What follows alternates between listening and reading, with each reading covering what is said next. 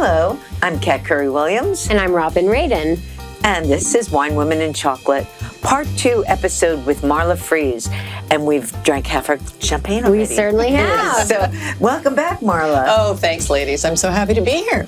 And if you're just joining for Part 2, go back and watch Part 1. But Marla is a psychic medium, and we sort of left off at the end of Part 1. We left everybody hanging.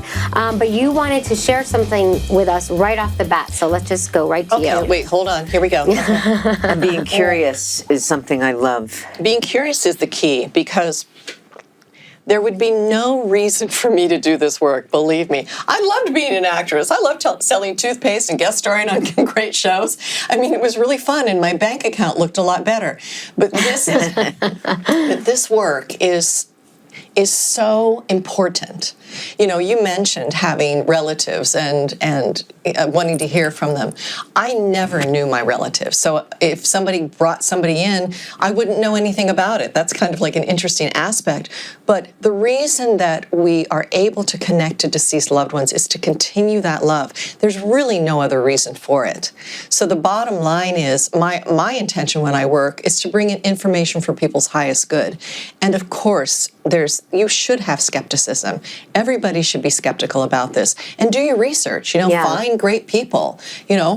I gave you a name at one point in time. And my husband was very skeptical. We had just lost our son, and I knew Marla, and she said, let me give you somebody that I think you'll like and go to him. So I wanted Scott to come with me, and he was like, no, I'm too freaked out. So last minute, my mom came with me, because sometimes I would think, could they read your mind, and they know what's going on, and it's all the stuff that you can be skeptical about. But I was just wanting to go. I was raw and just ready. And we go in, we meet. We don't say a word. My mom, unlike her character, does not speak through the whole reading, but the whole reading, except until the end, he is talking about all my mother's friends. They've come in big and clear, Doris. And I'm like, and my mom doesn't say anything. No, I'm recognizing them from childhood. And these are her very close friends, and why somebody died. And she said, it was my fault. I mean, information that was shockingly exact information that they couldn't ever find. This is in California. We were born and raised in New York, or I was, and that's where we're from. And also, my father came in for a minute, apologizing to my mother about something that happened, which was shocking. This was not what I was going in for the reading to be. Then my grandmother came in, and I 100% knew. He didn't even say who it was. When he said, a woman, but cleanliness. Like that, my grandmother used to say, don't make dirty. She had a Yiddish accent. Don't make dirty. And I swear, I think he almost said that. I mean, I don't know if we were in shock. Neither of us talked. We didn't have to say anything. He just went on. And then at the end, he said, I'm also seeing people. He said, I see the Star of David and people davening. And like a Band-Aid, he calls it elastic and he says something, they want to really comfort you, they're doing that. And he said, I don't know why. And that was the end of the reading. And I went outside with my mom. I'm like, are you okay? You didn't say a word, like, she didn't egg him on or say yes. And we were just in shock at how amazingly perfect it is. And how would he have known that our ancestors, my grandmothers, were from Israel. They were all very high Orthodox, and like that made me believe, like it from the history and that part forward. I can't say everyone is like that, but when you know that was not made up. So there's my story on that. Well, and that's why I wrote the book, because the history of my own life, even doing this work, I think that it's the trauma in my childhood that really heightened my sensitivities. 8 years old and I'm accessing that information. Of course, the dead people stuff, started later. But there were various things that happened, and it was the murder of a high school classmate of mine that made me really interested in working for law enforcement, because I had to go through 3 murders in a period of 2 years. Oh my God. Of people that I knew. Small town. But the dynamic of it was, I was sitting down across from a girl in 7th grade. We were all pulled together in the high school, 7th through 12th grade. And I just kept looking at her. She was I didn't know who she was. We all sat down at this table, and she had such fine, thin hair, and she had a little purse that was dirty, and it was on the back of her chair. And I just focused on her, and I kept thinking to myself, why am I interested in looking at this girl? I don't know who she is. And she's basically like, yeah, my mom's going to have another baby. And she was so sweet. And she looked more petite and smaller than the rest of the girls in 7th grade. But I learned at that moment to take what I call now a psychic snapshot of this innocence. And I felt like I needed to protect her somehow. The next week she was murdered. Wow. So that kind of awareness, we all have this, but we're busy with kids, and we're busy with this, and we're busy with that. Did they discover her murder? Oh, yeah. Oh, yes, right away. Well, it was somebody that was down in the valley where this all happened, and he's been in jail for his whole life. It's been 40-some years, But that dynamic is grace, spirit, consciousness. It is so absolutely benevolent. And when people need something, you don't necessarily get what you want. I mean, that would be my marketing. Don't go to see Marla. You're going to get what you need, not necessarily what you want. But that's the power of this. And what happened to you, and I'm so glad that we could get you to the right person for your mom, because all of that grief you carry your mother's grief. And when we continue to do that, it's important for us to let go of it, the healing aspects of these things. So that's the reason for the work. Are you able to connect with your own family members? This is a great segue. It's almost as though we talked about this, but we didn't. Well, when I was talking about Dr. Jeffrey Mishlove, he had read my paper. I, too, wrote a paper, an essay for the Bigelow Institute of Consciousness. And he loved my paper, so he put me on a show, and we talked about it. I had an experience after I started working with Tom Campbell, because Tom is basically teaching left brain people to do what I do. So he was doing these immersives, and I went to England to be in these immersives, and my intent was to go back to my room, listen to the binaural beats, and access a deceased loved one that I'd never met who could help me understand my mother, because my mom was very abusive. And that she's the thread, she's the antagonist throughout the entire memoir.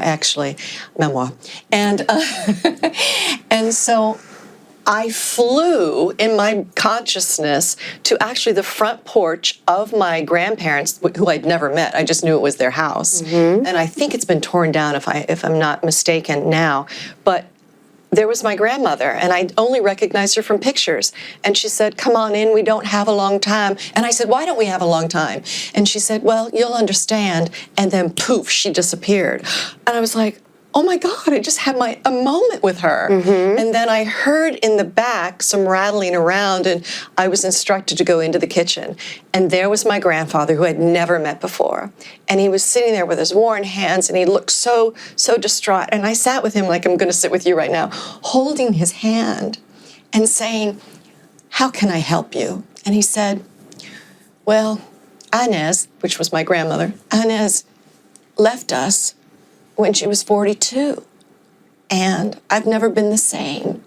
And your mother was never the same. This is North Carolina accent. Your mother was never the same. It is, and then I heard the way that I hear spirit or consciousness, it's the deprivation of love that changes people. And so he went on to talk about his love for his wife, my grandmother, who died so early. That's why she disappeared right in front of me. She wanted me to feel what it felt like to be in connection to love and then have it disappear.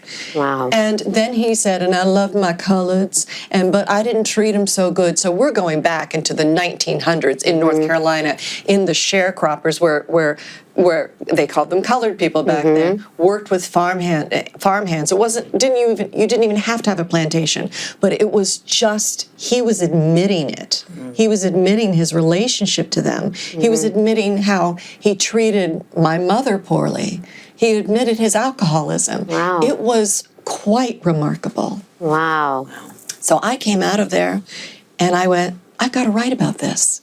So when the contest came up, I didn't win any monies to get a new car, which is something that I do need, but I did get to be seen by the people that follow Jeffrey Mishleff's work. And that paper is out there now, and it's part of the zeitgeist, and I'm thrilled to have done it. Is that one called The Survival of Consciousness After Death? Yes, it's called, actually, Love by Any Other Name, A Psychic Medium's Evidence of the Survival of Consciousness After Death. Yeah. See, that's a mouthful. I wrote it down. Even without champagne. Oh, okay, cheers on that. Yeah. Wow. Thank you. Yes, isn't that remarkable? Yes. Amazing. It's so moving, and that is a very interesting and also very smart thing to say. It's like for the better of the person is why you work to. That's it. And I mean, this is why I think I do this. I don't know how many people out there don't have a lot of relatives on the other side that they knew, but maybe that was my gift because I didn't have the kind of love that I needed in my own family structure that I'm no longer married and I don't have children, but I can tap into other people's love. And that's quite an extraordinary thing. And I think that that's kind of my jam around all this, that I get to feel the love that people have for each other. And that's helped me heal my family dynamic. It's really amazing. It really is. And Robin and I are like, we're speechless too because it's a story. There's things that I think we all want to happen to us, like to be able to trust that was something and not made up. Well, because everyone's fear is that when somebody dies, that's it, that's the end, and nobody really wants to believe that that's true, because it's a soul, and how can a soul die, and What do you think happens when someone dies? Well, you don't want to know what I think. It's a Stephen Colbert question. That's good. But when you have that anxiety and then you wake up and you see your grandmother at the foot of your bed and you're staring at her and she says, "Don't worry, honey, everything's going to be fine. Don't worry about your husband's surgery that he's going to have." And then you are like, oh my God, the divine came and had a conversation with me, and no one can take that away from you. Right. No, absolutely. I mean, I haven't had that experience, and if I did, like you said, you believe. Yeah. I had the experience of holding my son in my arms, and it was crazy because it was a place I was afraid. In my boiler room downstairs in Brooklyn, New York, you have these big, giant oil. They put oil in. That's how it heats the house. Wow, that aged me, but that is how it happened. So I was always scared to go down there, but where it came to me was in front of the boiler, and I felt it was so what I needed. I can feel it now as I do it. It never goes away. It never goes away. You're right. Love never goes away. It never dies. It never dies. And so whether it be who's going to dissect whether that's true, it's 100% true for me. Yeah. And that is where I think the difference between being curious and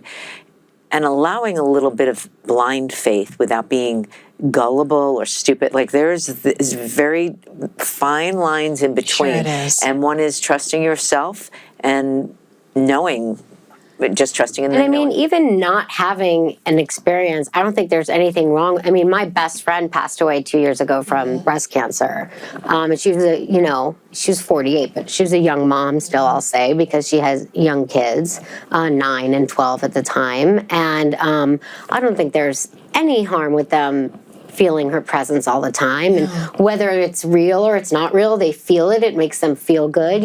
I feel her presence, whether it's real or not, it makes me feel good. And I don't think there's anything wrong with that. It's just something that makes you feel good or makes you feel better, or, so if you feel it, you feel it. Whether they've come and sit down on your bed and had a conversation with you that makes you go, am I insane? Right. Or, am I, whatever. Different than Whatever the crazy helps, dreams. Different whatever than crazy helps dreams. you get through your grief or helps you, move through your life is something that is a tool that you should use. And it's amazing how it will show up. It will just show up. I was, one of the stories that is in that essay, I happened to be standing in line at Trader Joe's right before the pandemic. And this guy in his 30s, disheveled, looks like a college student. He clearly was very upset. And he was beside me, and we were right in front of a bench. It was one of the ones in Toluca Lake where there was a bench, and we sat down. And it was right during the pandemic. We were wearing our own sort of masks that we created. And I said, you look really cold. And he said, I'm really in grief. And he said, I've been thinking about talking to somebody about this. And I'm like, funny. I'm a great person to talk to, so why didn't you tell me what happened? And he told me about the death of his parents. And and a child is getting ready to be born with his wife. And my head started filling with information. And I told him who I was. And he said, of course, I'd love to have that. So all of that experience that we had right there, it was 40 minutes of me just downloading information from his parents and basically talking to him about getting yourself taken care of. I said, your mother's telling me that you can't process wheat. You got, some sort of thing going on with your gut. And he goes, yeah, it's Hashimoto's, that kind of thing. But that was going on in just a short amount of time. And he was deeply connected to me. And his parents were really saying, look, you've got to get prepared. You got to take care of your shit. You got to take care of your stuff so that you can get ready, for the baby to be born and everything. Well, we stayed friends, and the baby was born, and his wife started having pains in her back. And his parents had died of lung cancer. His wife was diagnosed with lung cancer. Oh, my God. So we worked the entire time. She just passed in October this last year, but she was with us the whole time. She was so present because we had communication about this, and she left that body and she was so free. So this is an ongoing story. I mean, my God. Wow. And he sat down next to you. He sat down next to me. He must, what do you say when you do that? You go like, coincidence. Wow. That's just it. And we talk about that. He probably saved his life. Well, that's what he would say. But my ego doesn't handle things like that. But I mean, he was a disheveled mess when he sat down next to you because he just lost his parents and then he lost his wife. What, 2 years later? Well, it was basically a year and a half later. Year and a half later, loses his wife. Now he's got nothing, and he has a baby to take care of. And thank God for you. But he has this awareness, and that's the point. And I said, listen, your wife's telling me she's standing there in that green sweatshirt behind you, hugging you while you're basically doing the dishes. And he said, I feel that. I know that. And he said, I just can't hear her. And I said, you're just in so much grief. Just listen. She's just there. She's just there. And then there's some information that comes in about the dog or somebody else. But that's just enough to give him enough buoyancy. And that's part of the deal. Wow. It's not just a one-off. It's something that continues to go down. Well, how can people reach out to you? Because our episode's coming to a quick, because we're fascinated. So how do people reach you when they want to reach you? Just go to my website, marlafrees.com. And there's also a book website, which is the americanpsychicbook.com. You can read all about that Great. book. It's a great book. I would suggest you go pick it up. Do you have it on Audible as well? Yes, it's on Audible. It's on all formats on Amazon. Audible is so good because are you reading it on Audible? Yeah. 9 hours of me talking to you. But it's so good because you get to hear it. It's like you're being right in the room there. Well, thank you. Yeah. I have a couple of quickie questions to ask you for Cat's Quickies. So, wine. Red or white? Oh, well, I love red, but it doesn't love me. And I like white because it's sparkly and it's refreshing. Yep. Okay. And the next question is chocolate. White, dark as you can get. Really? As dark as you can get. See, she knew the question before you even asked it. Hey, we'll all have to work together. Nuts and chews? Even the guy behind the camera over there. Yeah. I think we need to work together. Okay. Well, we might have a little do time. something. Nuts and chews? Or do you You like know, creams and I like nuts. I'm Yeah. kind of a nutty girl. I kind of like Nuts. nuts, and I like caramels, but none of that other stuff. Like what is it called? Nougat? yeah, nougat, no nougat. I don't even like to say the word. Yeah. Or marshmallow. Wait, I like marshmallow, Scotch mallow from See's Candy. Do we have another question that I can't I think we remember? asked it in the first episode. And so, Marla, I am so grateful for you being here today. We're drinking Lucas and Llewellyn. Delicious. It's a 2017 Blanc de Blanc. They're in Solvang, California. They have a great tasting room. They have a huge variety of wines, and so let's toast to Lucas and Llewellyn and Lucas Marla and Llewellyn. Frees Marla, thank and you. Wine Women in Chocolate. And you ladies, thank you so much. Thank you. Thank you. And we'll see you next time. I have to say, Love you. oh, and I love you. 1016 Entertainment.